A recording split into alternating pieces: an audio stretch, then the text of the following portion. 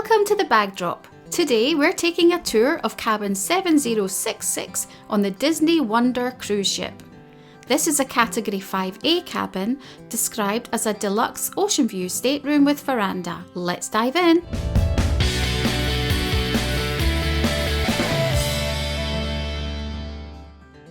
Located on deck 7 portside, this cabin can accommodate up to 4 passengers and is connected to cabin 7064 by an interconnecting door which was locked for the duration of our cruise. It's approximately 223 square feet in size, excluding the balcony, which is approximately 45 square feet. This cabin has a super comfy queen size bed and a split bathroom and WC.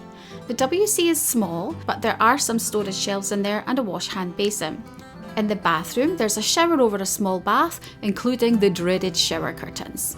There's a living room with sofa bed and coffee table and a privacy curtain divider which would be perfect if sharing with friends or small children. Next to the desk are the room's only power outlets and an adapter for Aussie plugs, which we've never seen before. There is also a large wall-mounted TV, an in-room safe, hairdryer, phone, a small fridge and climate control. Floor-to-ceiling sliding glass doors lead your way to a private balcony. This cabin's location is excellent. It's close to the midship stairwell and lifts, and if docking in Sydney's overseas passenger terminal, she affords fantastic views of the Opera House and Circular Quay whilst in dock, and also amazing views as she returns into the harbour at sunrise. And despite being a connecting room, we had very little sound carry through.